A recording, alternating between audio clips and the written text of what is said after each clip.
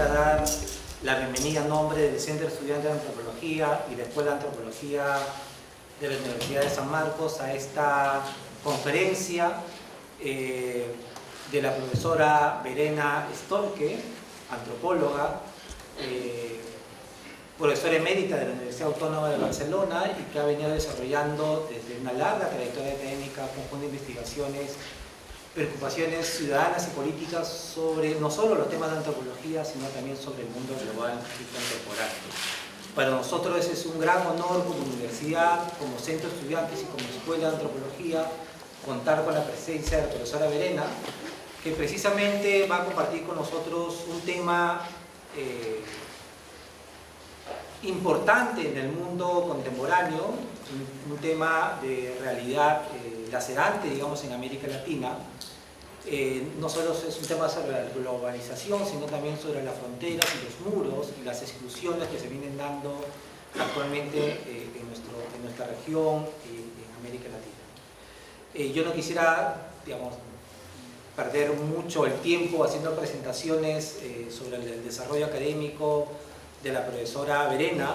Más bien quisiera plantearle al profesor Rodrigo Montoya, que nos acompaña en la mesa, para hacer una suerte de presentación, semblanza, incitar al diálogo a Verena en esta tarde, y quizá al término de la exposición de la profesora Verena podemos establecer un diálogo y una conversación con el público aquí presente. Así que le doy la bienvenida, les agradezco su presencia y quisiera empezar esta reunión con un aplauso de agradecimiento a la profesora Verena.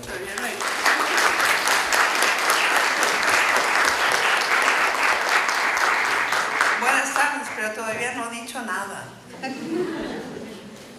Ya vas a decir. Sí.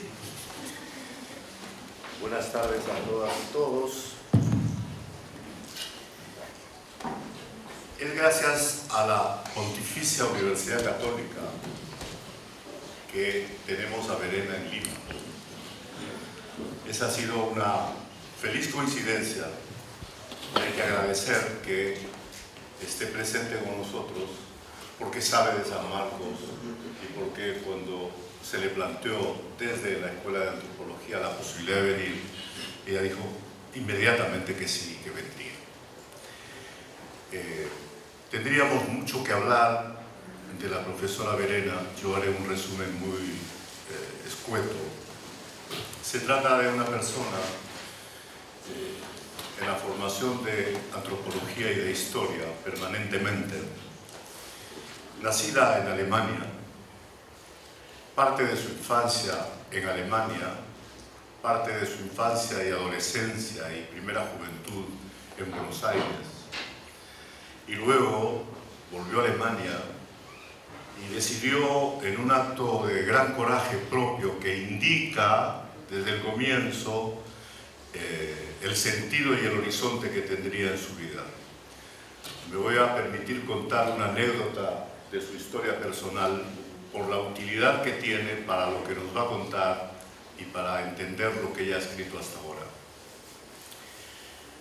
El padre envió al hijo mayor a Alemania para que estudie ingeniería y decidió enviar a la hija, a Verena, para que estudie secretariado bilingüe o trilingüe en Alemania.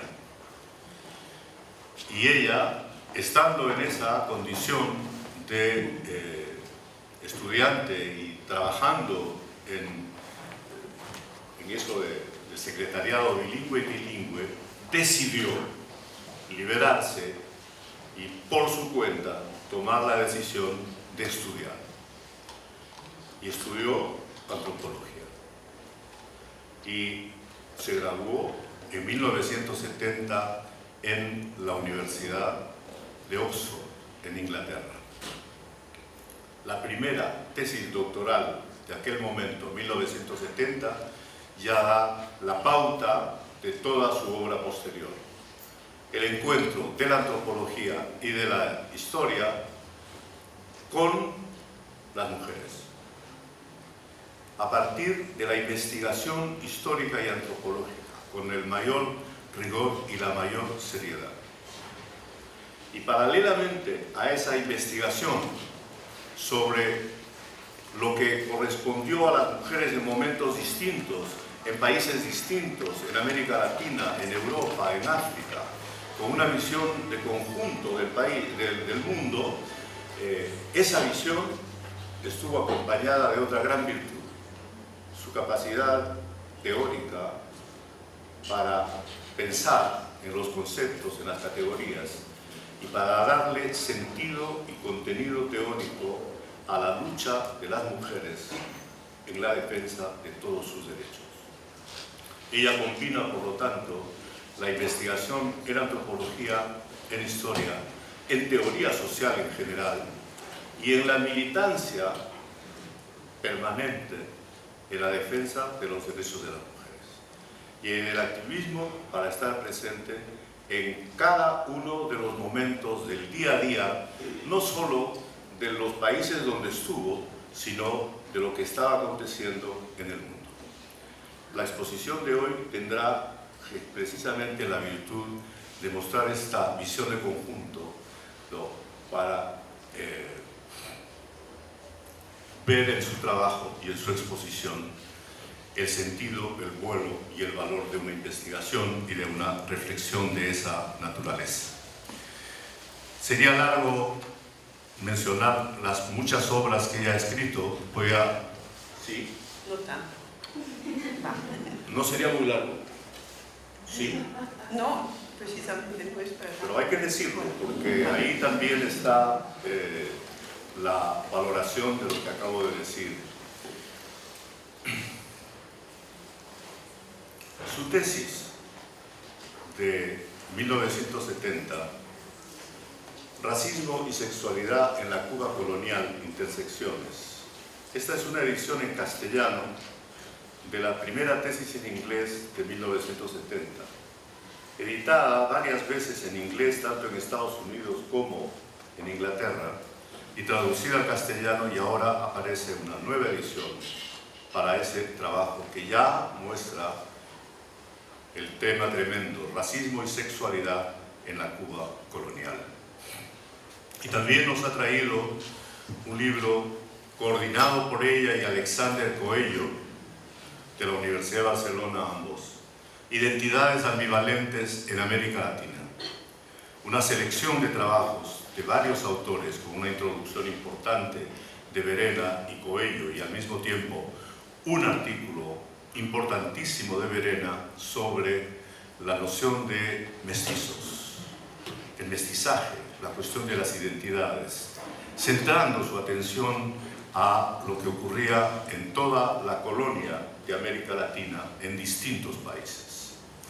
Pasó por la investigación de Cuba a Brasil. Pasó de Brasil a España, a Inglaterra, y ha estado con esta investigación permanente y ha escrito algunos libros como estos: Cafeicultura, hombres, mujeres y capital.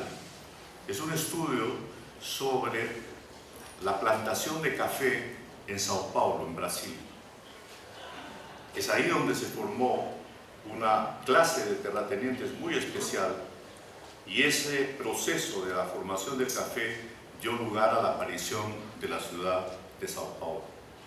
Y desde entonces ella ya tiene la visión, continuó con la visión hombres, mujeres y, vaya maravilla, su relación con el capital, con el proceso del desarrollo capitalista. Una vertiente, una opción teórica que no queda en la simple defensa de los derechos de las mujeres o en el tema especializado de las mujeres, sino que lo articula con las estructuras sociales profundas de los países donde estudió y con la reflexión de la política global en el mundo ahora. También muchos otros textos, voy a leer rapidísimamente los títulos porque hay interés por escucharla a ella. Es el género para el sexo lo que la raza para la etnicidad y la naturaleza para la sociedad. El sexo de la biotecnología, y un texto que podrá ser fácilmente repartible entre ustedes después. que se llama La mujer es puro cuento, la cultura del género. Una reflexión sobre los feminismos, sobre la manera de plantear los problemas alrededor de los feminismos. Me detengo ahí, la lista es larga y quiero en esta presentación hacerle público un agradecimiento porque yo fui profesor visitante en la Universidad Autónoma de Barcelona en dos momentos distintos en los años 90 y encontré en la profesora Verena una profesora, una colega de extraordinaria calidad humana, de una gran sencillez, y nunca olvidaré que cuando el Departamento de Antropología en ese momento no tenía una oficina para el profesor visitante que acababa de llegar, ella dijo: Rodrigo, mi oficina, y la compartimos. Muchas gracias, Verena, y tienes un público esperando tu palabra. Pues,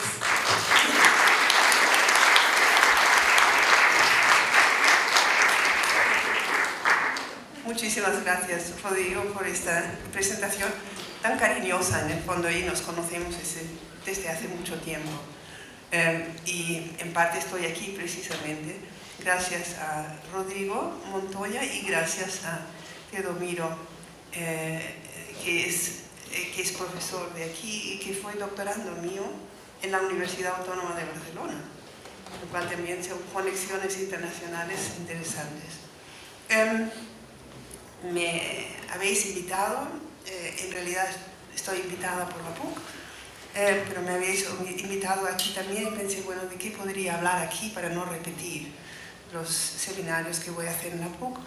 Y había traído este PowerPoint que voy a usar como trasfondo de mi presentación, porque es absolutamente actual.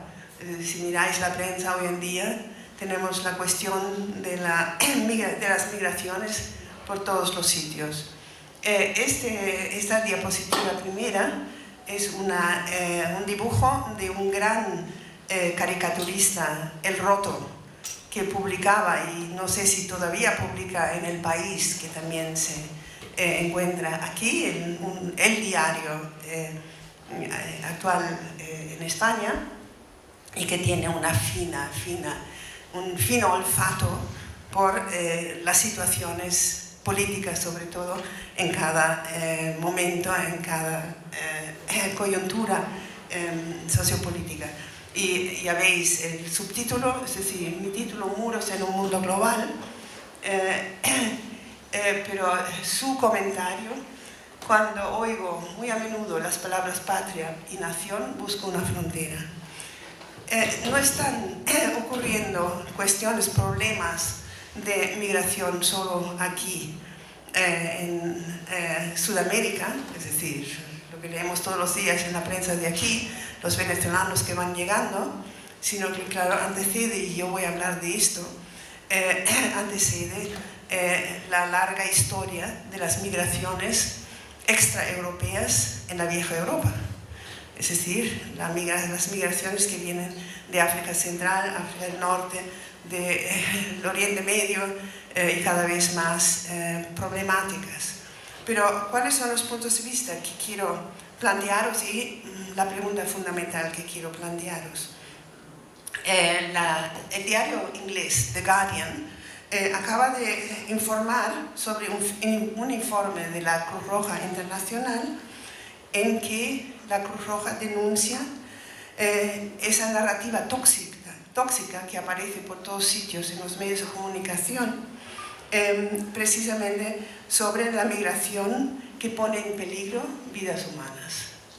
Es decir, hasta qué punto la manipulación por parte de los medios de comunicación, el inflar cifras, reacciones, movilizaciones, no tienen juegan un papel importantísimo en la forma de reaccionar y de plantearse ante este supuesto gran problema de la migración. Bueno, veis, ¿no?, los números que se manejan. Otro pequeño comentario inicial. acaba de salir ayer, también en El País, el que leo aquí. Alemania se enfrenta a un creciente clima de violencia xenófoba. Ha habido en lo que había sido la República Democrática, en Chemnitz, una ciudad media, una pelea entre jóvenes, un sirio, un iraní y un alemán. Y el alemán acabó muerto.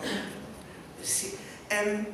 Solo mencionar la confrontación de opiniones que recoge la periodista que cubre este acontecimiento, tratando de explicar precisamente a qué se debe esta creciente violencia xenófoba.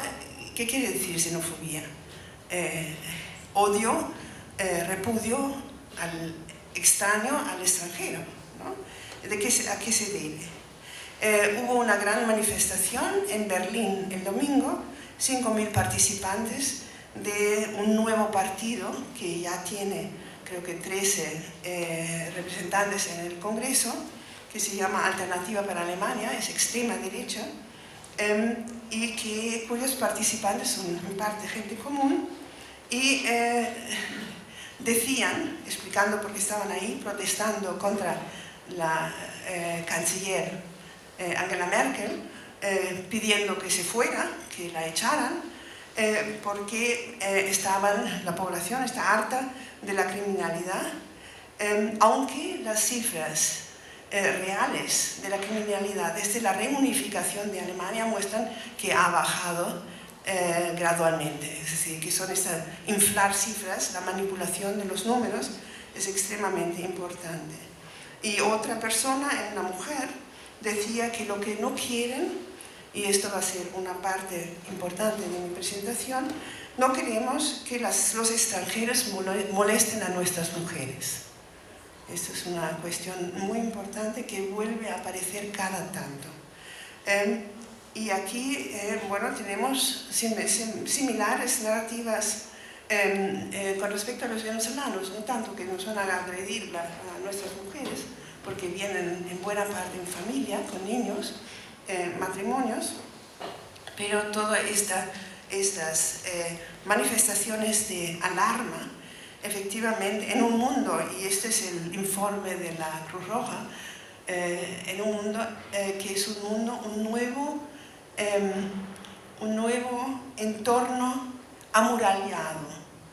A New World Order, no sé si lo entendéis en inglés, que pienso que es un título fantástico, ¿no? Un nuevo orden con murallas, que es lo que está pasando, ¿no? Muros en un mundo global en cuanto a capitales, en cuanto a mercancías, pero en cuanto a personas cada vez menos. Y la pregunta que quiero plantearos es precisamente qué hay detrás de la movilización, el movimiento, las migraciones de las personas, y qué hay importantemente detrás de las reacciones locales de las personas, de las interpretaciones alarmistas, etcétera, etcétera. ¿Qué hay detrás de este neonacionalismo, de este neopatriotismo y de estos partidos de extrema derecha que van surgiendo, cuya magnitud yo creo que se exagera también, que no es para tanto? Entonces, es esta la cuestión que quiero plantear. Una cita de Rousseau, que me parece importantísima, como él escribía, fíjense, en 1762, el hombre nació libre, es el hombre, nació libre, pero en todas partes está encadenado. ¿Por qué empiezo con esta cita? Precisamente porque Rousseau ya percibió lo que es la paradoja, la contradicción central, constitutiva de la sociedad moderna occidental, que es esencialmente contradictoria. Nacemos libres, pero enseguida estamos rodeados, amurallados, y la cuestión es cómo se constituye este nuevo orden amurallado, ¿no? La ciudadanía es la quintesencia de la emancipación política y la igualdad del individuo moderno. Pero en el incipiente mundo burgués, dividido en estados nacionales, se disputan los territorios propios. La demografía nace en aquella época para contar el número de hombres que pueden luchar y defender la soberanía de cada una de estos nacientes estados-nación. Y ahora algunas imágenes de lo que está pasando en el Mediterráneo, es decir, la crisis que se llama la crisis inmigratoria. No sé si os suena el caricaturista Bansky, que es no se sabe quién es, ¿no? Pero es inglés, esto sí que se sabe, y también con enorme sutileza dibuja momentos. Aquí tenéis una de estas barcazas precarias de refugiados, un bote que parece encontrarse delante de la costa de Inglaterra, del Reino Unido, y después voy a mostraros por qué están ahí. Aquí tenéis el mar como frontera, el Mediterráneo es un mar, ¿no? Es efectivamente ahora funciona como frontera, en parte absolutamente mortífera. Aquí tenemos un grupo de migrantes y refugiados rescatados por, estos son ONGs, son muy pocas en el Mediterráneo, que tratan de recoger a la gente que trata de entrar en Europa por el barco, en estos barcos tan precarios, y que muchas veces, viniendo importantemente de Libia ahora, primero venían del norte y iban a Grecia, eso fue el inicio, y ahora está aumentando el número que entran por Ceuta y Melilla, que son las persistentes, las existentes aún colonias españolas en el norte de África, ¿no? En Marruecos. Bueno, aquí tenéis una de estas imágenes. Siempre cuando un barco de salvamento se aproxima, les dan chaquetas para nadar, porque uno de los grandes peligros es que se ahoguen, es decir, que no saben nadar. Son hombres mayormente y mujeres embarazadas del trayecto, por ejemplo, de Senegal o de África Central hacia el norte por el desierto, y que son violadas, ¿no? Que no es incomún. Y niños pequeños. Aquí tenéis otro barco, este está a punto de hundirse, y otra vez la ONG Proactive Open Arms, que es una ONG española, catalana en realidad, trata de recogerlos, rescatarlos. Contar una pequeña anécdota, como Oscar Marcos, creo que se llama, el que organizó esta ONG, empezaron a comprar un viejo barco que adaptaron, y después adquirieron otro barco para realizar los rescates. Este vio un informe hace 3 o 4 años en la televisión sobre el problema de la migración, los migrantes en el Mediterráneo, y su hija le preguntó: ¿y por qué no vas a ayudar? Y él hizo su maleta y se fue, y organizó esta ONG, que es una de las importantes. Aquí tenéis más imágenes, rescate a medias, tenéis la descripción, ¿no? Médicos Sin Fronteras también tiene un barco de rescate, y SOS Mediterránea es otro. Solo se le permitió repartir chalecos y subir a los casos médicos, niños y sus familias, y no los hombres. Por la cantidad, después os voy a dar unos números, por la cantidad de personas muchas veces no es posible rescatar todos y tratar de repartir entre las organizaciones justamente toda esta cantidad de gente. Esto es una embarcación a deriva, también Open Arms. Aquí tenéis prácticamente la totalidad de las mujeres a las que han auxiliado, han sufrido agresiones sexuales en Libia, ¿no? Al subir a la costa, y en Libia es un desastre. La explotación, casi esclavitud, y tienen que pagar para poder subir a una de estas barcazas precarias. Aquí tenéis unos números de la cantidad de gente que en 2017, durante el año pasado, habían llegado a los distintos países. Tenéis Italia. Italia cerró las fronteras después de haber sido en el último año un lugar de llegada en Lampedusa, en el sur, en la isla, de llegada masiva Aquí tenéis 100.000 llegadas y aquí también tenéis el número aproximado de las muertes. Gente que se ahogan y que se encuentran, porque no todas las personas se encuentran.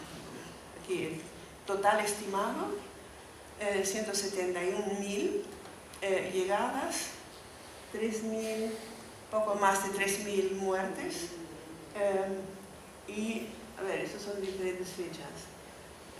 Esto es, lo veis, ¿no? 2017 y 2016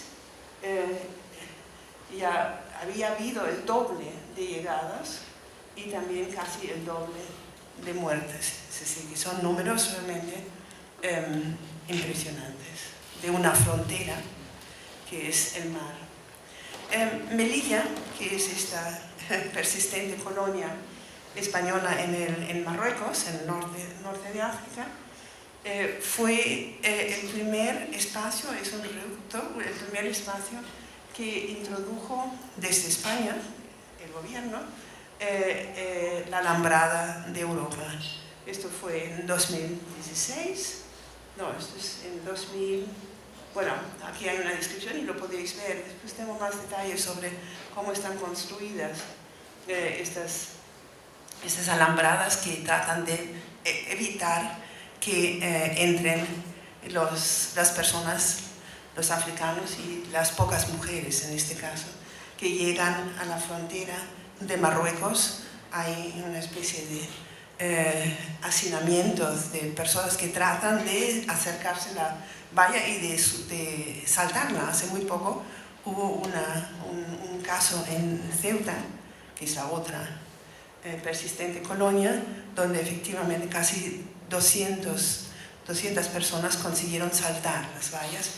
Fueron recogidos, son instalados en centros de internamiento y de estos 116 fueron devueltos, lo cual tiene significados jurídicos y significados personales, obviamente, después de haber vivido esta peripecia de saltarse. Esto es la estructura de estas vallas, que son dos vallas, una detrás de otra. La valla externa en Marruecos está inclinada porque dificulta justamente el escalar y saltarla. Y arriba tienen alambres de cuchillas que han sido quitadas, vuelven a ser puestas. Ahora están otra vez discutiendo que si los van a quitar las cuchillas estas porque hieren gravemente. El gobierno actual es socialdemócrata en España, entonces estos son más progresistas, pero es un desastre total. Aquí tenéis 2013 las cuchillas. Esto corta. Pero claro, ni aquí en Venezuela, Colombia, Ecuador, Perú se está planteando el problema de la migración, de la movilización de las personas, refugiándose de guerras, de pobreza, de crisis económicas, como en el caso de Venezuela, sino que se están construyendo vallas y muros por todas partes. Aquí tenemos el muy hablado muro de Trump, en el norte de México, ¿no?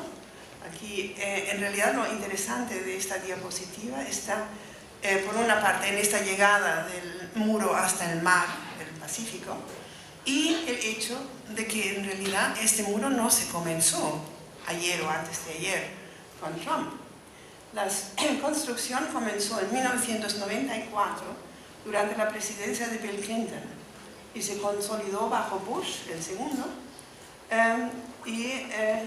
cuando los Estados Unidos levantaron un muro de 66 millas, comenzando en el extremo occidental de la costa, de la frontera del Océano Pacífico, que es esta parte que es también importante, es decir, tener presente las fechas concretas.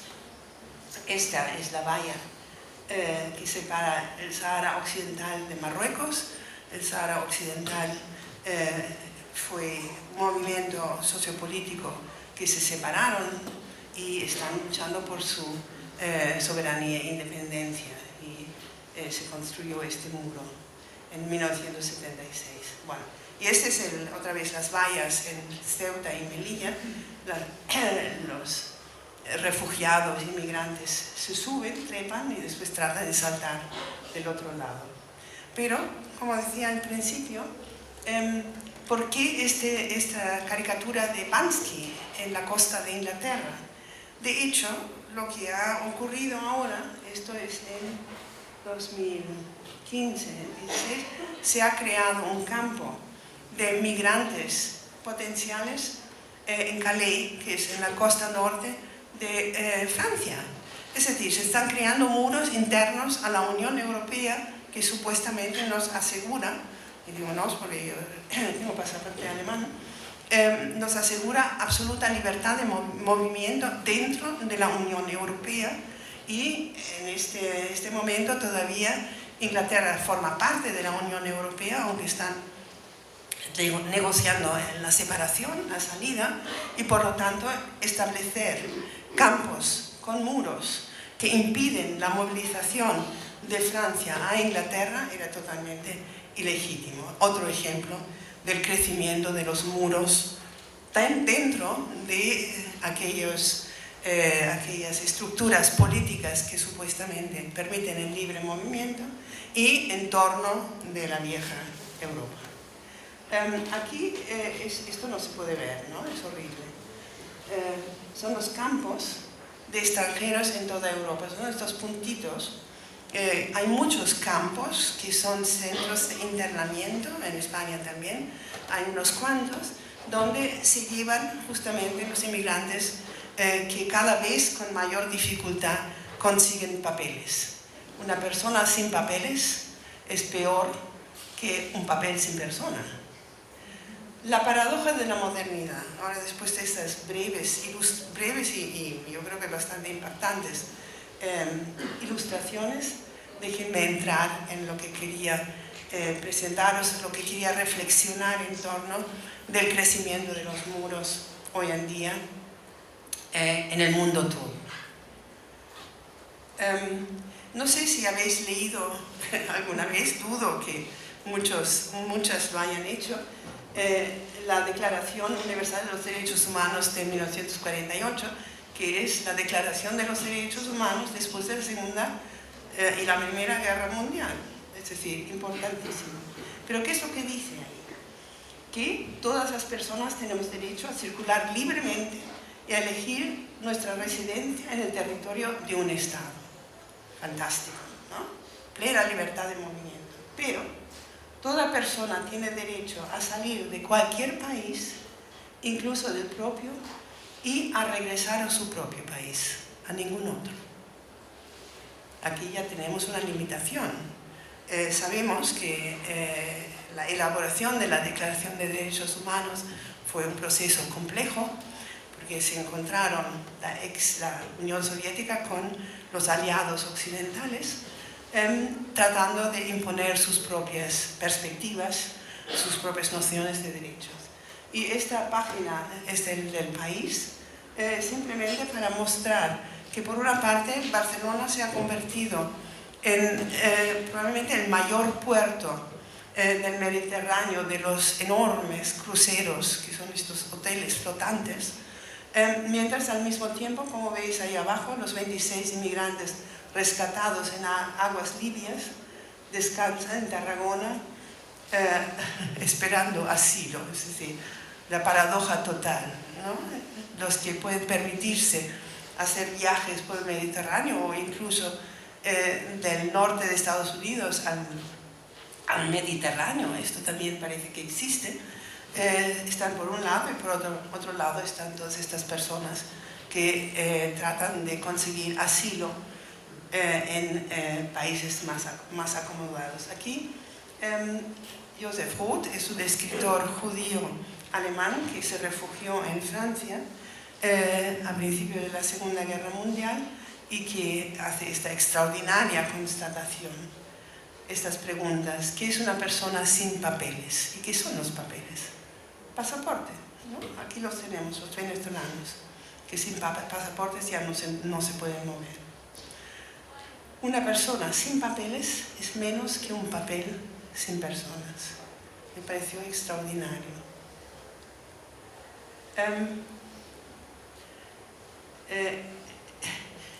¿De qué sirve? Es decir, mencionaba hace un momento, es decir, la diferencia en lo que se refiere a la globalización, el movimiento de los capitales, ningún problema, el movimiento de las personas, de las mercancías también, y el movimiento de las personas mucho más difícil.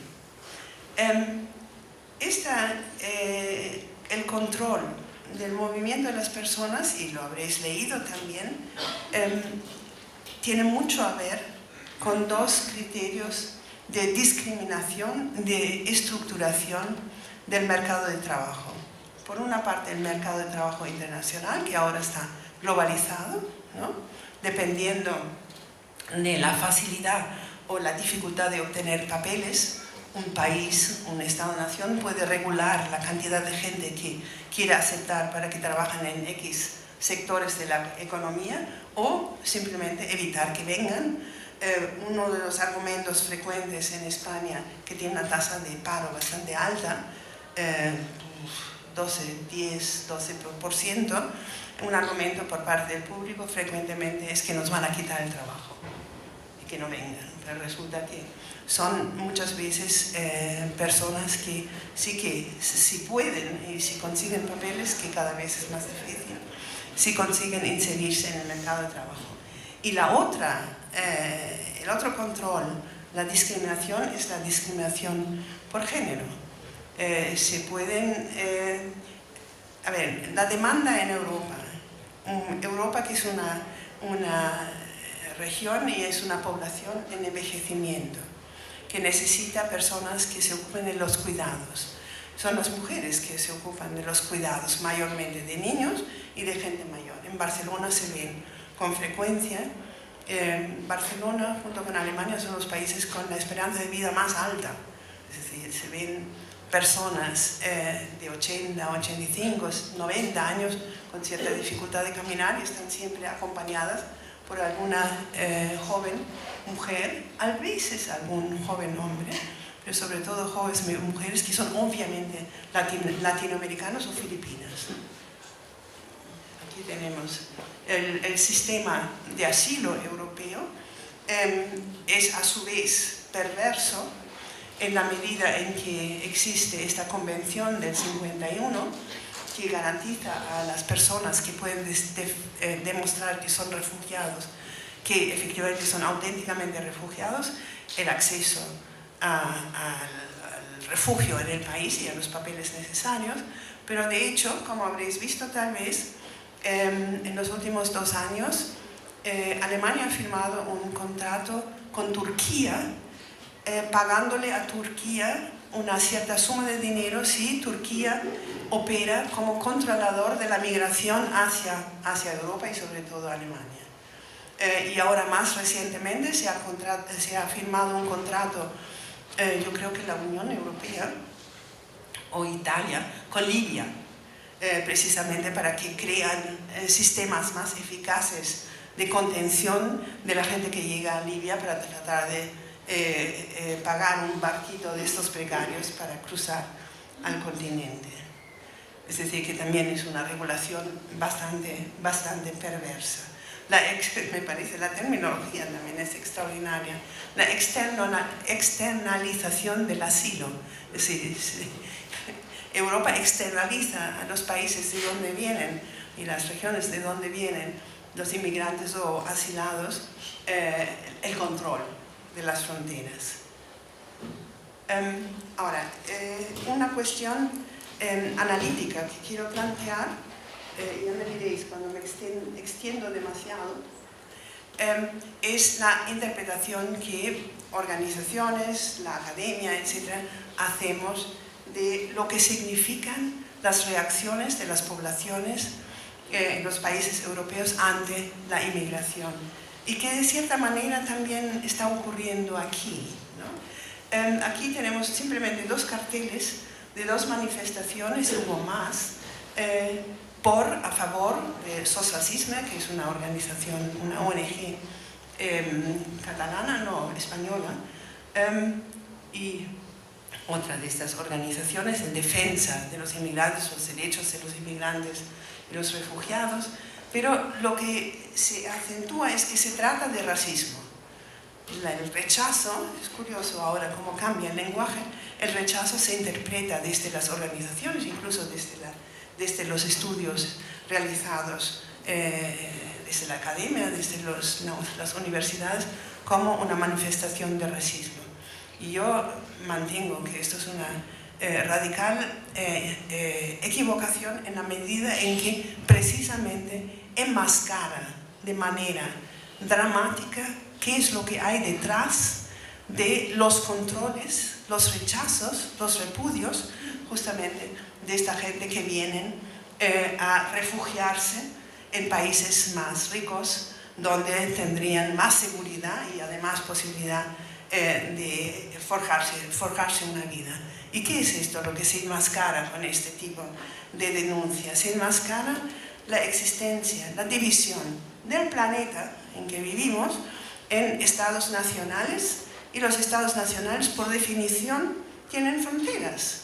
Y esto no es una cosa natural como hay bastante gente que piensan y manifiestan, es la organización natural del mundo, sino que es un resultado, un constructo precisamente de la Europa, de la Revolución Francesa y siglo XIX, cuando se estructuró Europa y después el resto del mundo en estados nacionales que son una combinación entre una estructura política con fronteras, derechos y exclusiones, etc., y unos significados, patria, nación, etc., unos significados simbólicos, políticos, que hacen con que pensemos que bueno, Perú es otra complicación con los mestizajes, que pertenecemos naturalmente al país donde nacemos o de cuyas los padres proceden, porque las leyes de nacionalidad son distintas. En América Latina se adquiere la nacionalidad del país en que se nace, salvo Chile y Colombia. Chile fue Pinochet que introdujo esto, mientras que en Europa es el ius sanguinis, la ley de la sangre, se tiene la nacionalidad de los padres que le han dado la vida a una. Entonces, esto es un enmascaramiento.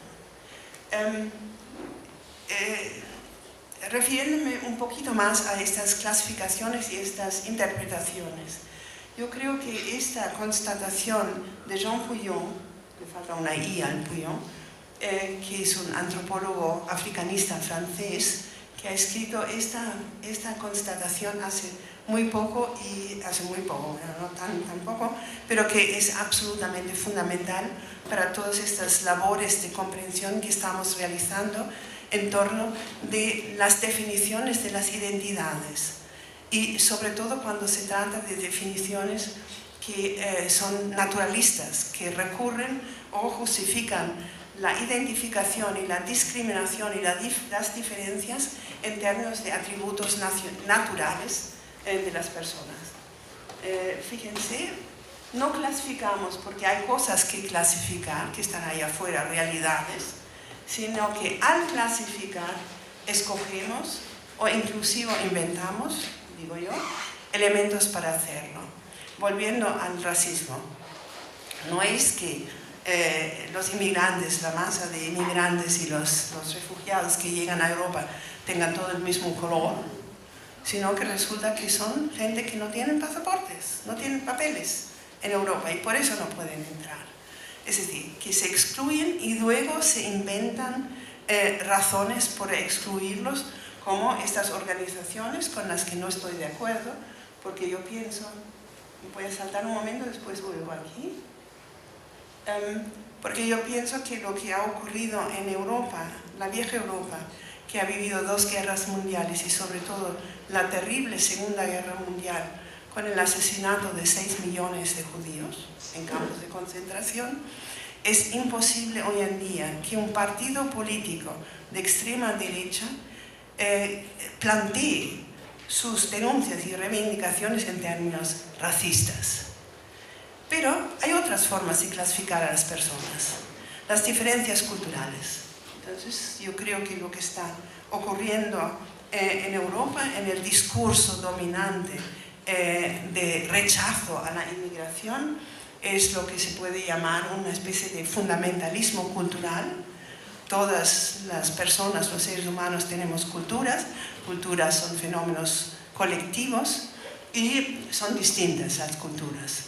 Y es absolutamente justificado que se rechacen posiblemente culturas, el Islam, ¿no? Lo que está muy presente en Europa es la islamofobia hoy, en contraste con el racismo clásico, el racismo científico, que es una doctrina que dice sobre las desigualdades morales e intelectuales de las personas. Yo creo que no es esto lo que se usa hoy en día, sino que son argumentos, la xenofobia, ¿no? Los extranjeros, los otros con otras culturas, para explicar el rechazo.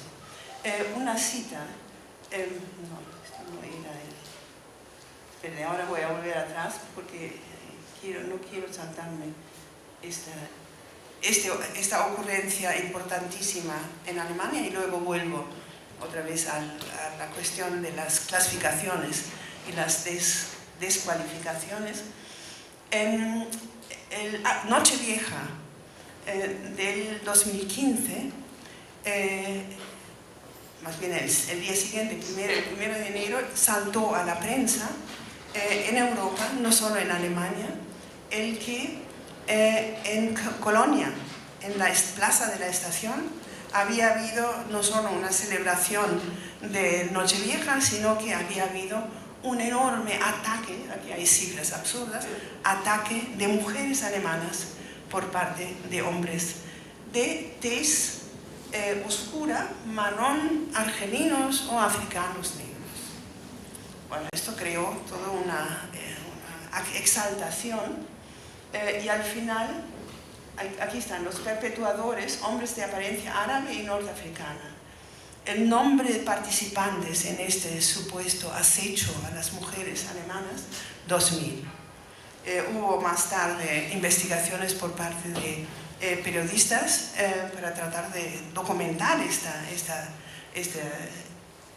noticia que estaba en todas partes, y no hubo manera de probar que esto fuera el caso. Pero lo traigo aquí hoy justamente porque os mencionaba que en este artículo que salió ayer sobre la creciente violencia xenófoba en Alemania, también hay una persona que se entrevista que dice que, claro, lo que no queremos es que vengan todos estos hombres que atacan a nuestras mujeres. Es una dimensión, la dimensión de género, que en las documentaciones corrientes no aparece con frecuencia. Pero fíjense, aquí esto es el fundamentalismo cultural androcéntrico. ¿Qué es lo que pasa justamente con la islamofobia, esta actitud crítica de agresión a las mujeres árabes islámicas, con sus pañuelos, pañuelos cerrados o más abiertos? Y en este caso lo que teníamos hace 2 años, una denuncia de que mujeres islámicas iban a la playa con un traje de baño entero y que eso no podía hacer. Entonces he traído estas 2 imágenes. Esto es la de arriba es 1920, perdón, hace mucho tiempo, hace 100 años, en que hay unos investigadores que le miden el largo de la falda en una playa normal en Europa, porque son demasiado largas estos trajes de baño, mientras que abajo es una escena en que un policía aparece para exigirle a una mujer que está con el traje de baño entero y con un pañuelo, le exige que se lo quite, ¿no? Aquí tenemos una gran escritora española, Almudena Grandes, que justamente muestra cómo estas actitudes acentúan el paso de paso, la sumisión de las mujeres musulmanas en un inextricable batiburrillo de prejuicios y falsedades, ¿no? Son estas, es decir, que hay detrás y en medio y atravesando los planteamientos, las narrativas contra la inmigración, también un claro elemento machista, que muchas veces no aparece y hay que prestar un poco de atención. Bueno, aquí llegamos al fundamentalismo cultural. Esto es muy interesante. Cohn-Bendit fue uno de los líderes del movimiento en París de los estudiantes del 68. Ahora sabemos más del 68 porque se celebró justamente una fecha clave y por lo tanto supongo que algo habréis leído o visto sobre Cohn-Bendit. Cohn-Bendit, entre tanto, es el encargado de cultura en Frankfurt, en Alemania, volvió a Alemania, es del Partido de los Verdes, pero lo que me interesa aquí es cuando el Partido de los Verdes alemán en 91 cambia de política con respecto a la inmigración, de una política de fronteras abiertas, absolutamente abiertas, a una política de cuotas, el control del número de los inmigrantes. Él escribe con un colega que se llama Schmidt de que naturaliza la xenofobia. La indignación sobre la xenofobia, el odio a los extranjeros, que sugiero como antídoto, una política de fronteras abiertas es de alguna forma falsa y peligrosa. Pues si la historia nos ha enseñado algo es esto: en ninguna sociedad ha sido innato un trato civil, un buen trato de los extranjeros. Hay muchos indicios que la reserva o los miedos ante el extranjero constituyen una constante antropológica de la especie, una constante natural, que somos por naturaleza anti-extraños, las unas contra los otros. Esto es un argumento absolutamente naturalista. Reducir algo que es un fenómeno, una reacción colectiva política, sociopolítica y simbólica, a una actitud innata y además hereditaria. Me pareció muy sorprendente, siendo precisamente esta persona con esta trayectoria previa, y eran lo que quería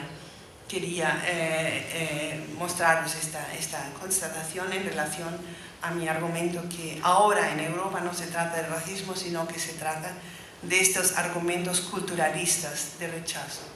Un sociólogo austríaco, Rainer Bauberg, ha dicho con razón: no todo lo que brilla es oro, ni todo lo que huele mal es racismo.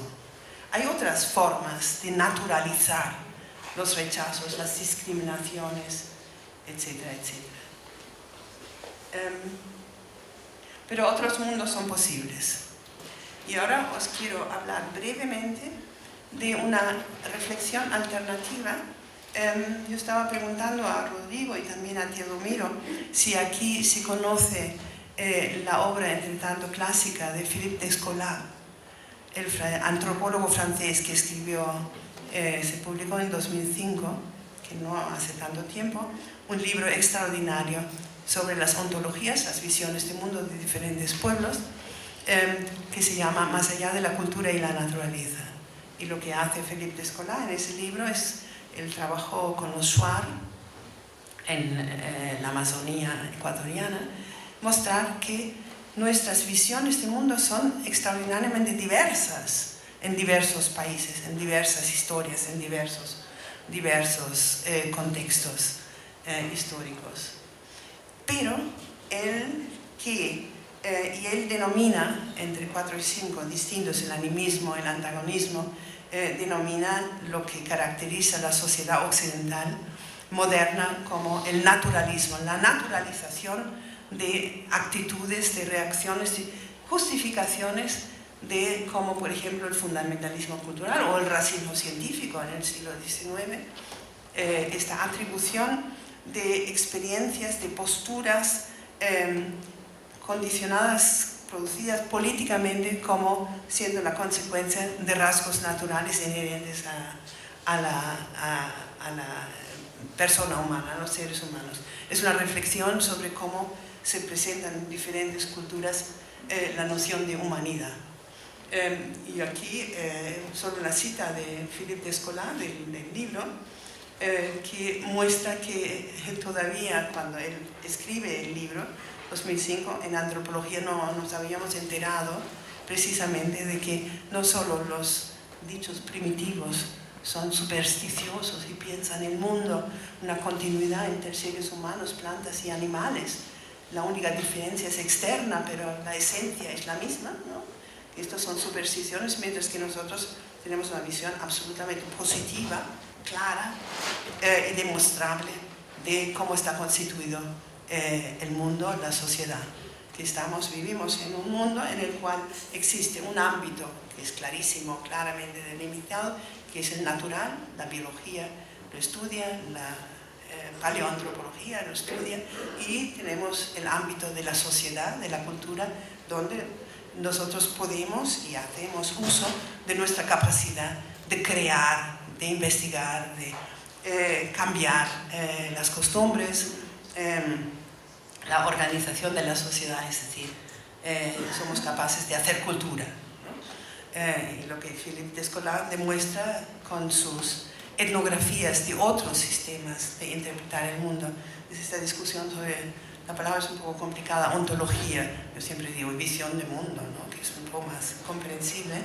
Él muestra que son diversas y que por lo tanto lo que él hace es relativizar y historizar la visión de mundo, esta dicotómica, el dualismo de Descartes, como una forma más distinta que tiene consecuencias muy importantes. ¿Cuáles son las consecuencias? Y con esto creo que me voy acercando al final, no sé si me estoy extendiendo demasiado. Lo que tenemos es la posibilidad de recurrir a argumentos naturalizantes para justificar situaciones, estructuras que son sociopolíticas, y podemos demostrar que son sociopolíticas. Por una parte, vuelvo a lo que enfatizaba al principio, la paradoja de la modernidad. Por una parte la naturaleza, por otra parte la sociedad, la cultura. Vivimos en un mundo en el cual, al menos desde fines del 18, entrando en el 19, la Revolución Francesa otra vez, creemos, como declaró Martin Luther King, también celebramos un aniversario de su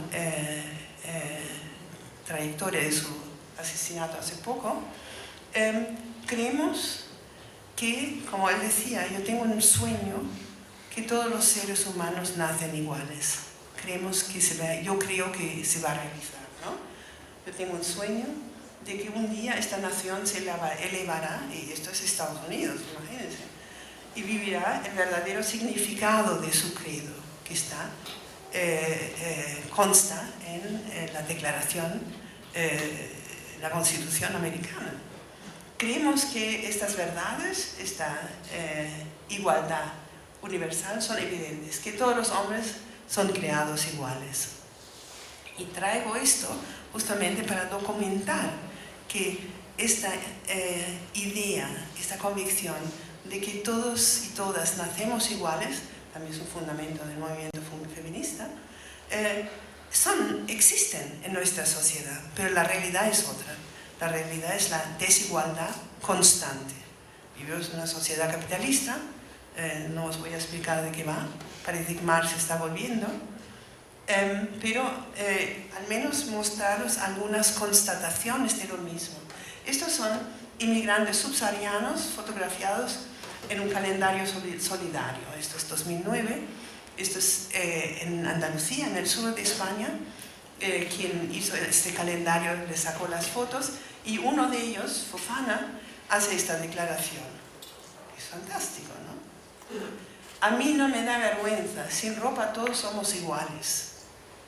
Es decir, es otro ejemplo, y hay muchos más, la Biblia, ¿no? Otro ejemplo de que la idea de la igualdad en la diferencia es general, existe, pero, claro, el problema es que no se realiza nunca. Lo conocemos en una sociedad, bueno, las sociedades prehistóricas casi, no lo sabemos, pero yo creo que es muy interesante leer etnografías de sociedades de cazadores y recolectoras. Y está el clásico, no me acuerdo en este momento el nombre, que son extremadamente interesantes en lo que se refiere a la organización política y las estructuras de género también. Y ahí sí que hay infinitamente más igualdad, no es esta idea de que todos nos matábamos todo el tiempo desde que nos pusimos de pie. Esta es otra mitología que justifica justamente la historia aguerrida reciente y no tan reciente en la vieja Europa. La paradoja de la modernidad, la naturaleza versus la cultura. ¿Cómo pensamos que ciertos rasgos de las personas son innatas? Este credo se utiliza para justificar las desigualdades, para aparentemente solucionar esta paradoja en una sociedad que se cree humanitariamente igual en una situación real de desigualdad. Este es Theo Goldberg, que escribió este interesante libro ya en 93, Culturas racistas. Creo que es muy importante esta constatación que él hace, esta lucidez, porque es algo que no es muy frecuente percibir, que efectivamente nuestra sociedad moderna es absolutamente tensa y paradójica en sí misma. El liberalismo pretende trascender las diferencias históricas, sociales y culturales particulares, ¿no? Somos todos humanos. Se preocupa por identidades generales, abstractas y no particulares, negros, blancos, etc., que unen a las personas por razones morales en vez de aquellas identidades que dividen de modo político, cultural, geográfico o temporal, ¿no? Los racismos, etc. Esta es la paradoja, tal vez la ironía de la modernidad. Cuanto más universales son los compromisos de la modernidad, todos nacemos iguales, tanto más abierta y determinada está por los semejantes de la especificidad racial y la exclusividad racista, se puede decir también culturalista, ¿no? Yo creo que Goldberg ha captado muy bien este giro paradójico, ¿no? Un supuesto que conduce a la justificación de la otra realidad que a su vez recurre a los argumentos naturalistas. La soberanía nacional, las excepciones para la circulación libre, estos son casos distintos que ponen en cuestión la propia libertad de movimiento en el espacio Schengen, que es el espacio de la Unión Europea. Y aquí una conclusión que es: mis amistades catalanas se enfadan cuando leo esto, porque no sé si habéis visto, en Cataluña ya hace 2 o 3 años estamos en el proceso de alcanzar la independencia, la soberanía nacional de Cataluña en Europa. Yo soy muy contraria, por razones de procedencia también, muy contraria a los nacionalismos diversos. Y el cura Agustín Bajuel, un sacerdote jesuita, anti-jacobino, en 1789, hizo estas declaraciones que me parece que son un resumen extraordinario, una descripción resumida extraordinaria de la organización política, nacional política del mundo moderno. En el mismo momento en que los hombres se unieron en naciones, dejaron de reconocerse unos a otros con un nombre común. El nacionalismo o amor a la nación, l'amour national, ocupó el lugar del amor a la humanidad en general, l'amour general, extender los territorios propios a expensas de quienes no pertenecían al imperio de uno se convirtió en una virtud, las guerras. Para lograr esto se tornó permisible despreciar a los extranjeros, la xenofobia, engañarlos, causarles daño. A esta virtud se le llamó patriotismo. Si es así, ¿por qué no definir este amor de forma aún más estrecha? Así se vio como el patriotismo daba origen al localismo o espíritu de la familia y por último al egoísmo. No se podría haber dicho mejor, y miren que hace tiempo. Y esto es un graffiti de Berlín, 1990. Extranjeros, no nos dejéis solos con los alemanes, que ya eran los turcos, ¿no? Hubo una llegada enorme de los turcos. Gracias.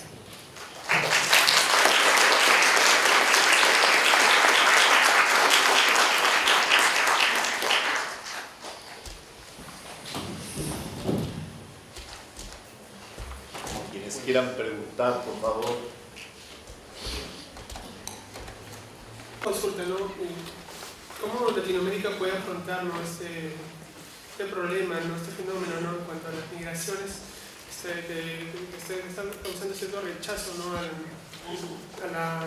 las poblaciones locales? Entonces, si la comparamos con lo que pasa en Europa, entonces, ¿qué podemos aprender, ¿no? De estas experiencias, ¿no? Para poder sobrellevarlas, ¿no? Y tomar medidas, ¿no? Acciones, respuestas, ¿no? Como país, ¿no? Por ejemplo, Perú está actuando de una manera distinta con respecto a Ecuador, a Colombia, a Chile, ¿no? En cuanto al, ¿cómo se dice?, al respeto, a la solidaridad, ¿no? Entonces, ¿cómo podemos afrontar la xenofobia, ¿no? Acá, que recién la estamos sintiendo, ¿no? En nuestro país. Gracias. Es una pregunta fundamental. ¿Qué hacer? ¿No? Yo pienso que, bueno, como antropólogos, antropólogas, yo he hecho este tipo de trabajo como he hecho otros tipos de investigaciones y análisis, siempre comprometida de alguna manera de encontrar una fórmula de cómo mejorar una situación, ¿no? Entonces yo pienso que si divulgásemos un poco más esta crítica a estas dichas narrativas alarmistas sobre los peligros de estas masas que nos vienen, entonces realizando una crítica a las cifras, propias cifras y a los argumentos, yo creo que ya se alcanzaría alguna mejora. Además, no es toda la población que está en contra. Hay debate, hay polémica, ¿no? Pero claro, para esto hay que desarrollar un argumento del tipo que os he propuesto, un argumento para poder hablar con la gente, ¿no? Con los vecinos. Una se encuentra constantemente. El otro día me encontré con una señora mayor que, aquí en Lima, que me decía estos peligros, ¿no? Que en parte no son honestos esta gente. Además, el trabajo que nos quitan. ¿Cuál es la tasa de paro en este país? Que no es alta, tengo entendido. Es decir, yo creo que lo que puede contribuir a mejorar las actitudes ante esta gente que llega es explicar cuál es la realidad y lo que está ocurriendo realmente, ¿no? Después, ayer con mis amigos fuimos a Villa El Salvador y en la carretera, que este caos de tráfico en esta ciudad es increíble. Bueno, ahí en medio corrían todas estas personas jóvenes, más chicos que chicas, y me decían, esos son todos venezolanos. Y yo les preguntaba, ¿pero dónde lo ves? ¿Cuál es el indicador? No lo he descubierto todavía. Aparte de la única constatación que hizo uno de los amigos, es porque claro, este tipo de trabajo de vender comida y maní en la autopista, en medio de los coches, solo lo hacen venezolanos que están tratando de ganar un poco de dinero, ¿no? Pero Sí. ¿Dónde está el...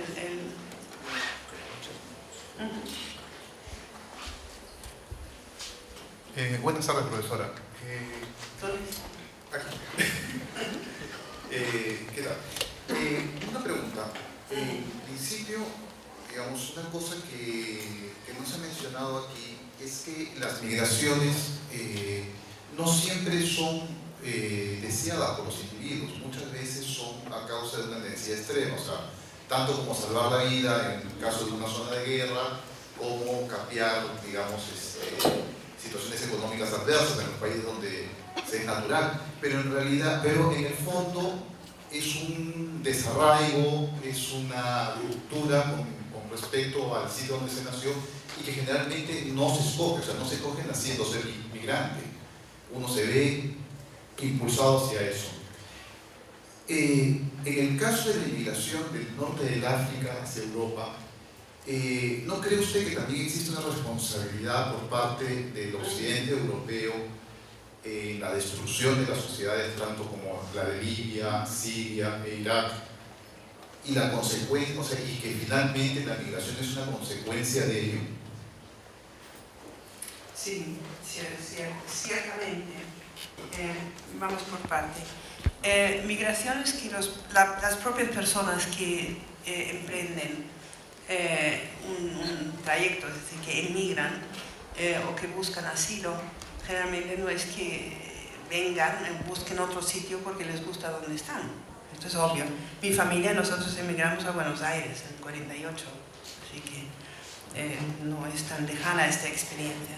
Y claro, las posibilidades de asentarse, de integrarse varían también según los ingresos.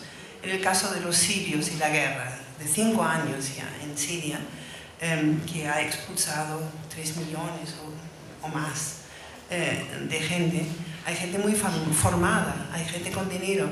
Una siempre se pregunta cómo es que pagan estas barcazas terribles en que se suben, pero tienen que pagar, ¿no? Estos son los traficantes de seres humanos. Así que ciertamente, pero el desarraigo, el sentimiento de desarraigo, yo creo que tiene muchísimo que ver precisamente con nuestra visión de lo que explicaba, ¿no? De la organización del mundo en estados nacionales con estos profundos sentimientos nacionales que alimentan también los terribles nacionalismos, ¿no? Y no es difícil apelar a estos sentimientos. Esto es nuestro, yo soy de aquí. Cuando vas a otro sitio te rechazan, te sientes desplazado. Esto se puede explicar, se puede hablar sobre ello. Yo soy absolutamente internacionalista, por mi propia experiencia en parte. Es decir, cuando me preguntan, ¿y cómo te sientes? Bueno, yo soy una patriota planetaria. Es lo que me importa. África del Norte, ciertamente. Es decir, una de las tesis que aparecen cada tanto en Europa es habría que ayudar al desarrollo de todos estos países, sobre todo centroafricanos, bueno, y ahora del norte, Libia, el desarrollo para que la gente no tenga que irse y no se crean esas situaciones de acumulación de gente que tratan de salir y son explotadas vilmente, ¿no? Pero claro, de lo que se habla menos es del colonialismo, que como bien decías, es decir, que provocó una desestructuración grave de toda África. Es decir, la organización política africana fue el producto del colonialismo. No estaban organizados de esta manera, ni culturalmente, ni en absoluto. Eran estructuras geopolíticas muy distintas. Y la consecuencia fue en parte muy problemática, ¿no? Así que habría que alimentar una responsabilidad muy consciente ante el siglo XIX. Así que...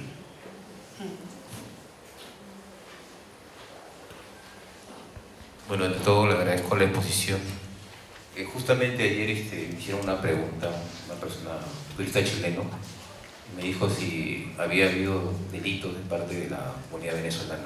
Me preguntó eso. Mira, no te Sí, le estaba comentando de que justamente ayer sostuve una conversación con una persona que era de Chile Sí. y me comentaba de que me preguntó a mí si había delitos que había cometido la comunidad venezolana. Bueno, yo le digo, apareció algo en la radio, pero ¿a qué viene esta pregunta? Porque me dijo, nosotros tenemos en Chile mucho haitiano, o sea, mucha comunidad haitiana, que son comunidades más pobres todavía. Sabemos bien que Haití es el país más pobre de América, ¿no? Y que la tasa de criminalidad de los haitianos es muy baja, prácticamente nula en Chile. Y aquí en poco tiempo ha habido, bueno, una tasa de criminalidad. Me preguntó a mí si había existido, bueno, lamentablemente sí ha existido, ¿no? Ante todo, yo soy una persona como usted que no cree en los racismos, en los nacionalismos, pero yo voy a esa consulta.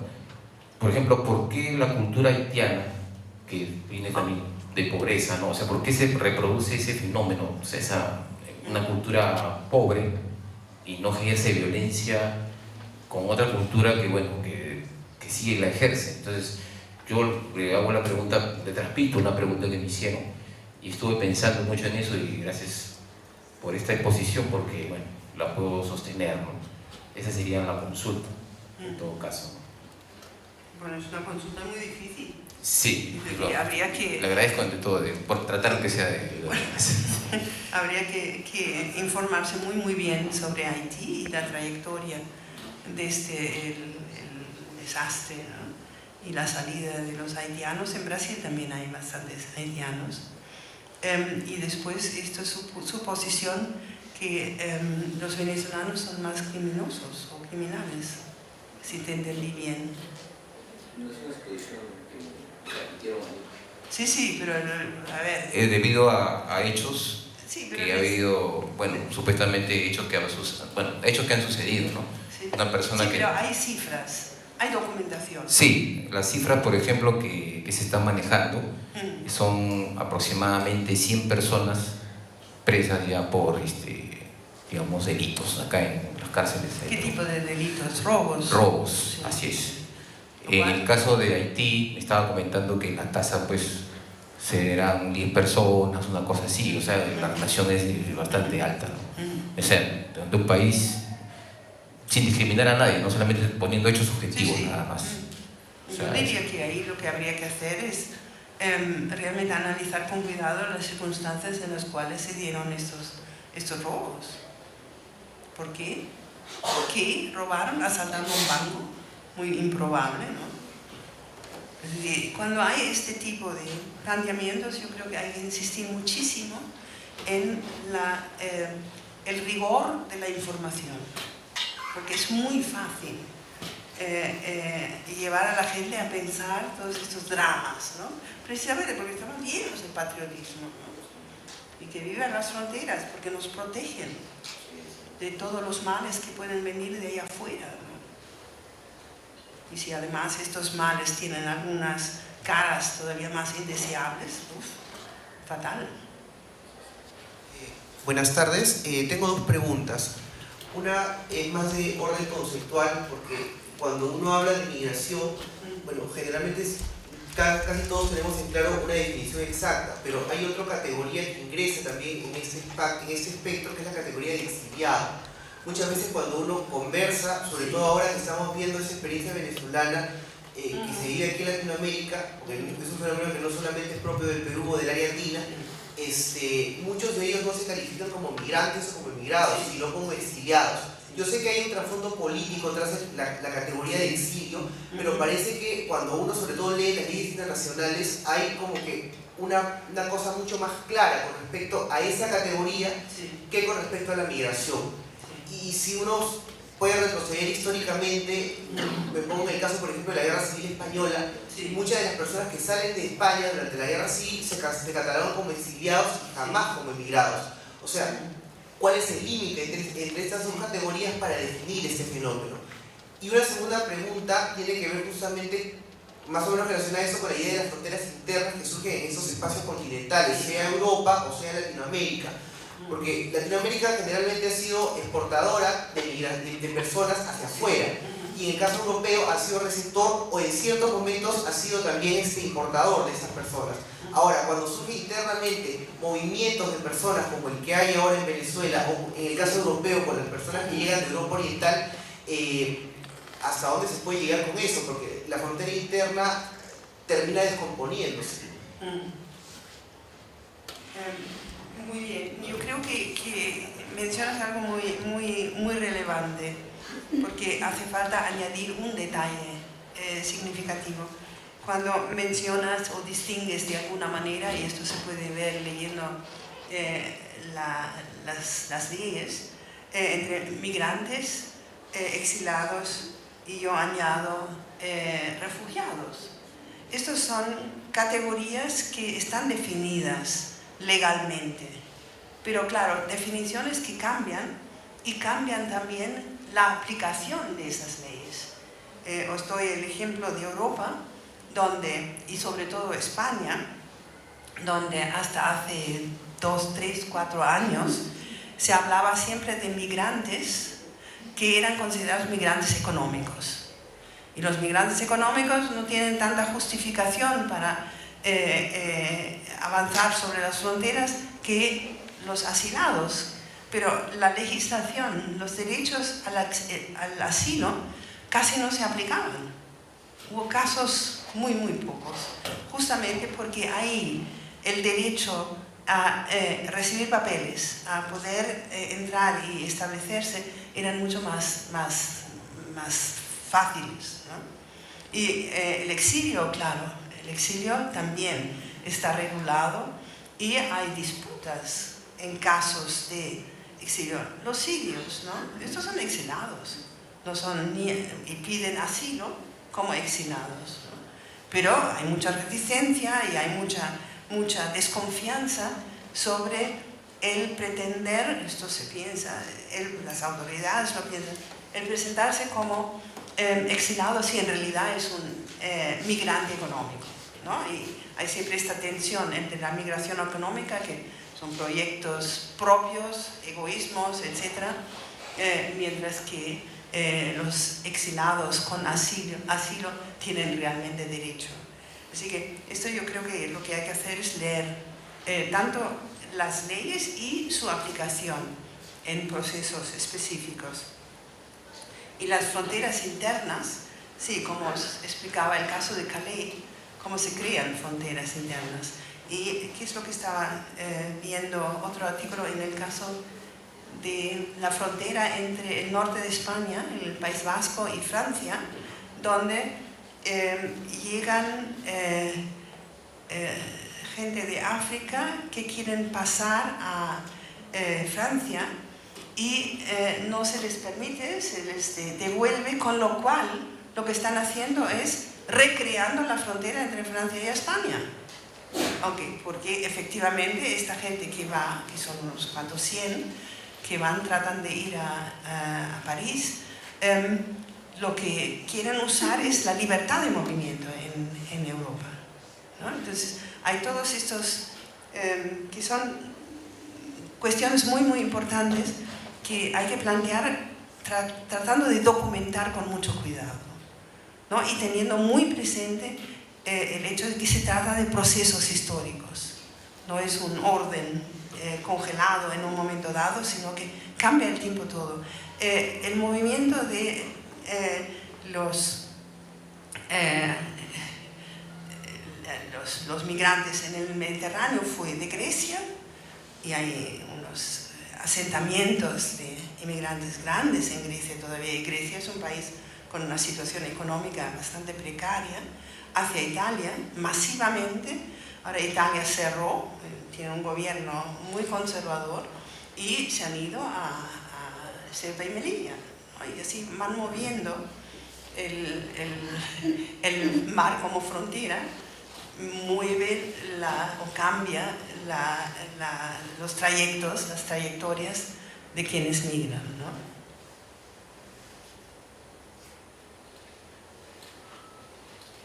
No, y tal vez, perdón, añadir un detalle que es muy importante, que claro, en estos pocos años últimos, por cierto, recordar Angela Merkel, que en 2015 abrió la frontera de Alemania totalmente y entraron 1.200.000 y ahora están usando este hecho, la oposición y sobre todo la extrema derecha para decir esto no es posible, ¿no? Y no ha pasado nada.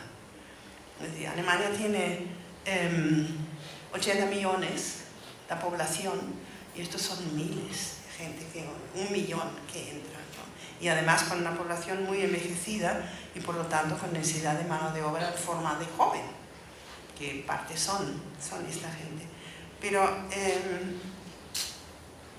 lo que quería recordar es que, claro, la historia es muy irónica, ¿no? En el siglo XIX, ¿cuántos millones de europeos llegaron a las Américas? 60 millones, no me acuerdo la cifra, pero muchísimos, ¿no? Bueno, y ahora, nada de nada, estos propios descendientes de los que llegaron desconfían y rechazan a los venezolanos, ¿no? Y en Europa la recepción para latinoamericanos también es muy relativa, ¿no? Ha cambiado, es decir. Así que hay que tener en cuenta con mucho cuidado la historia, ¿no? Buenas tardes. La conferencia trata de muros en el mundo, ¿no? ¿Dónde está? Acá. Ah, Sí. Entiendo que los muros no solamente lo que reflejan son los estados-naciones.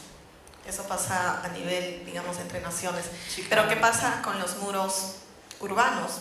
Un ejemplo de ellos es el que usted ha podido ver yendo a Villa El Salvador, que hay el muro Claro. llamado La Vergüenza, Sí, y sí. que no solamente están en Perú, República Dominicana, Ujú. Padua, Ujú. y también a lo largo de Europa.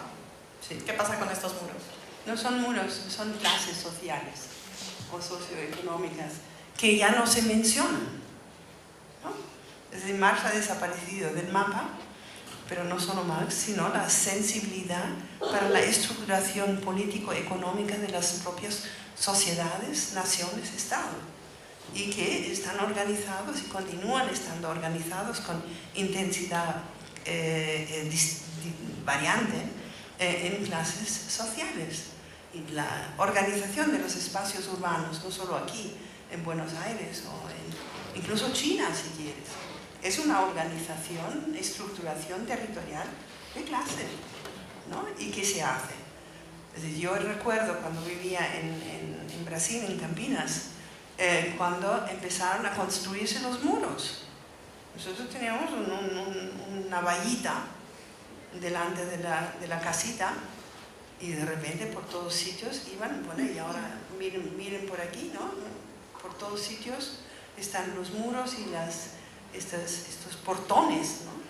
Fuertísimos, separando o protegiéndose a la gente porque tienen miedo de que los roben, y parece que robos sí que ocurren, pero ¿quién roba? ¿No? ¿En qué circunstancias? Entonces es muy cierto que hay fronteras internas, pero las fronteras que yo quería mencionar son justamente la estructura del Estado Nacional, de los Estados Nacionales, que con tanta frecuencia se consideran como lo más normal de la organización político simbólica del mundo, ¿no? Y esto no es así. Pero cuando tú discutes con alguien el nacionalismo y las fronteras, te responden, pero yo soy alemana, ¿no? Etcétera. Es un sentimiento muy, muy profundo. Sí, yo quería decirle, lo que pasa que en estas clases sociales no solamente está el componente de clases sociales, sino también etnicidad y, como usted Sí, lo ha claro. mencionado, de género. Claro, sí, sí, sí. Porque las mujeres de ambos lados nunca van a ser Sí, iguales. sí, sí, sí. Sí, entonces, ahí estamos, ¿no? Tratando de entender qué, cómo, cuándo se interpretan grupos sociales, se discriminan o se incorporan grupos sociales, en qué términos, ¿no?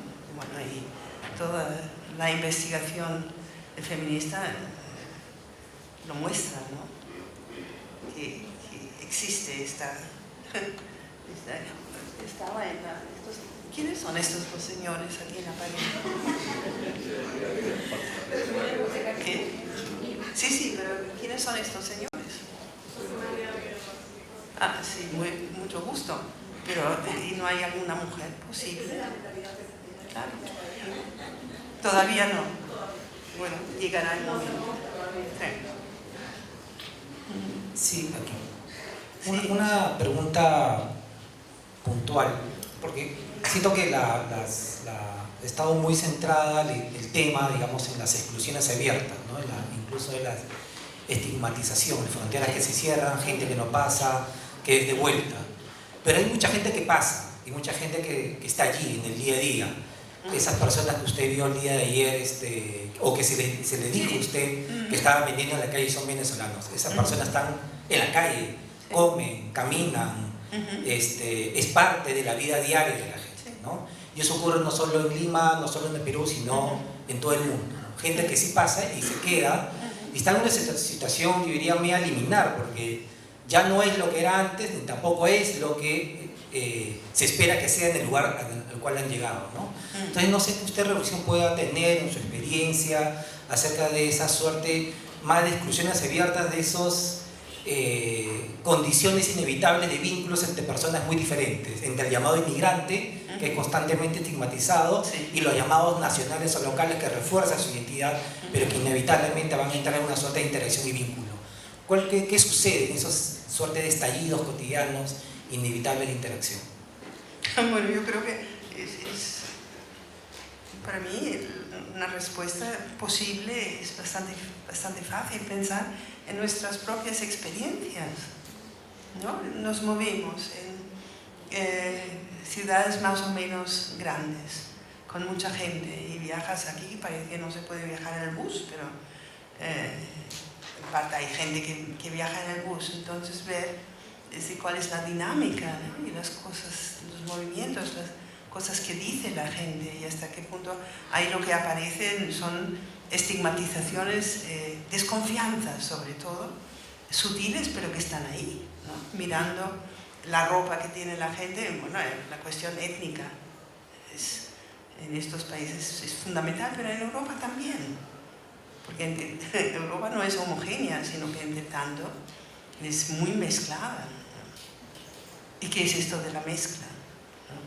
Yo creo que, bueno, ahí tenemos desde la antropología tenemos una labor importantísima de hacer, de prestar mucha atención, de hacer etnografía de situaciones fronterizas entre barrios distintos, quién va al cine y quién no va, y esos chicos y chicas que venden en la carretera, cuál es su trayectoria. Habrá tiempo para poder ver cómo les va, cómo se establecen, cómo viven esta experiencia, si se sienten rechazados. Yo creo que esto es una cuestión, y quisiera insistir mucho en la necesidad de tener información sólida, documentada, sobre todas estas múltiples dimensiones de los movimientos de poblaciones y contactos. Y aquí en Perú y en Ecuador y en Colombia tenéis mucho terreno hecho, considerando la historia de estos países, ¿no? La población originaria, después la invasión y todo lo que fue la invasión y la conquista por Europa. Así que sí, tengo identificadas a 2 personas más. Sí, ¿hay tiempo para...? ¿Cómo estamos? Sí.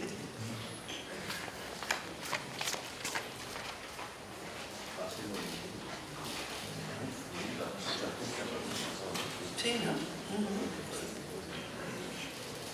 ¿Qué tal? Buenas tardes. ¿Sí? ¿Dónde estás?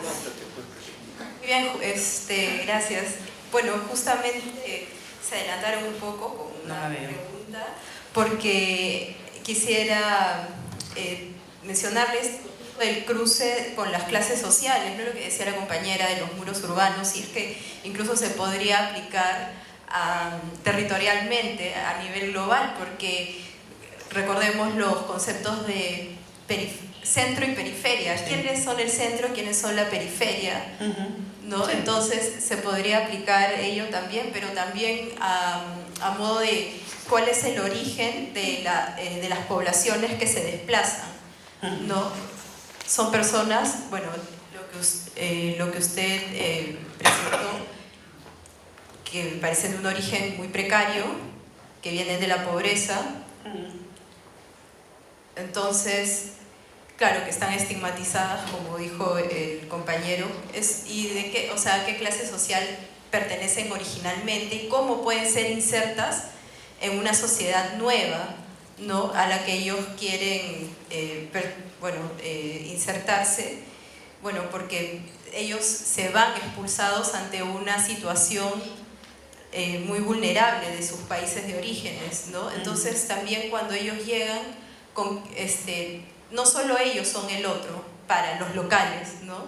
Sino que la otredad, la alteridad también son, o sea, para ellos, ¿con quiénes se juntan? ¿Acaso no son con quienes son parecidos a ellos mismos? ¿No? Sobre todo en un caso de subalternidad. Entonces, bueno, quisiera ponerle eso, plantearle ello, y también si se puede hacer una diferencia clara entre la situación de los migrantes, ¿no? Porque una cosa son estos migrantes que, bueno, vendrían a ser refugiados, ¿no? Como por ejemplo los venezolanos en nuestro caso, porque viven expulsados ante la miseria de su país, es una cuestión de sobrevivencia. El gobierno. Exactamente, y hay xenofobia. Bueno, escuchaba las declaraciones de una señora que era comerciante informal, decía hay mucha competencia, pero no es culpa de los venezolanos, sino de la informalidad estructural de nuestro país, que tal vez si ellos migraran a un país más formal, ¿qué es lo que les puede ofrecer? Eso también varía, qué entorno ellos van a caer, ¿no? Claro, cualquier cosa, en el caso de ellos, es mejor prácticamente que donde ellos están viniendo, ¿no? Pero también hay otro tipo de migrante, que es el migrante profesional. Bueno, yo voy a contar mi caso personal de mi familia, ¿no? Mi padre es profesional, su actual esposa también, y migraron a Canadá, ¿no? Y pueden, no se han ido, claro, no han llegado en la situación de ellos por una barca o por un, no sé, coyote, ¿no? Sino de manera formal, qué sé yo, y bueno, han logrado más que bien insertarse ahí, ¿no? Igual como otros personas más, ¿no? Entonces también hay como tipos de migrantes, ¿no? Sí, de acorde a lo que es, o sea, de la situación de ellos, pero que es una cuestión poblacional. Y bueno, ello, ¿no? Muchas gracias. De nada. Efectivamente son también gente con historias muy diversas, y vuelvo otra vez en lo que pienso que es fundamental, es si nos preocupan estas cuestiones, hacer trabajo etnográfico histórico y hablar con la gente y preguntarles, ¿no? ¿Cómo les fue? ¿Cómo les está yendo? No es tan fácil hablar con la gente y además puede ser insultante. Hay que ser muy cuidadosa, pero la cuestión es información y pensar también un poco en nuestro propio entorno, ¿no? Cómo reacciona la gente, las discusiones que surgen, y es a veces sorprendente de la manera tan espontánea que emiten estas opiniones negativas, ¿no? Así que, bueno, a trabajar. Y la última pregunta, Karen.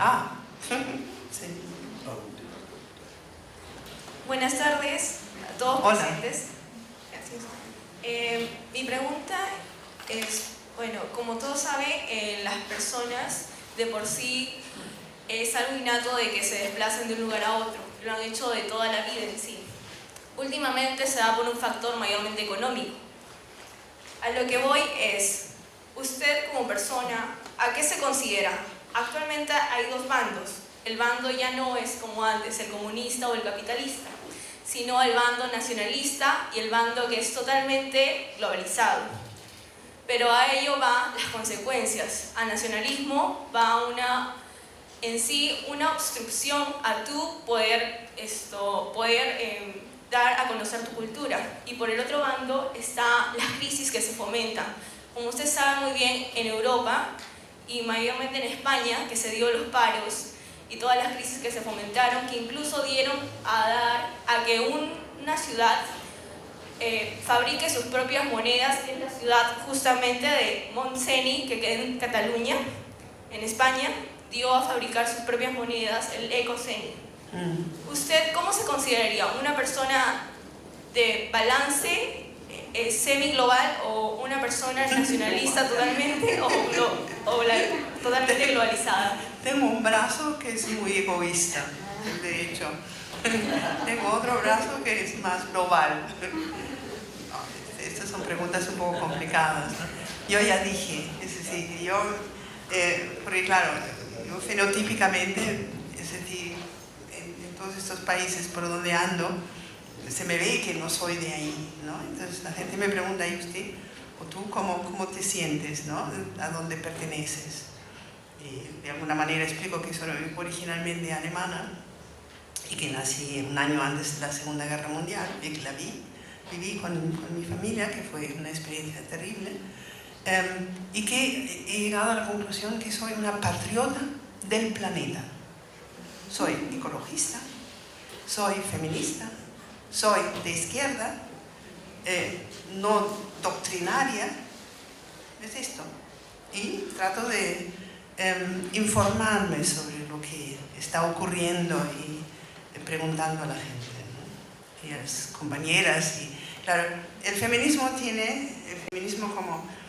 también como perspectiva de investigación tiene la gran ventaja de que venimos importantemente de un movimiento social, movilizadas por experiencias personales y colectivas, de discriminación, de subordinación, no hace falta enumerar todas estas experiencias, y que nos conducen a partir de la movilización a tratar de entender por qué es lo que hay que remediar, ¿no? Y ahí las interpretaciones cambian, son diversas, y tenemos diversas personas, tenemos posturas distintas. Mi postura es que es fundamental analizar los procesos sociopolíticos como tejidos dinámicos de relaciones de poder, ¿no? Y después, claro, con detalles y con elementos explicativos. Gracias. Así que, no, de nada. Bueno.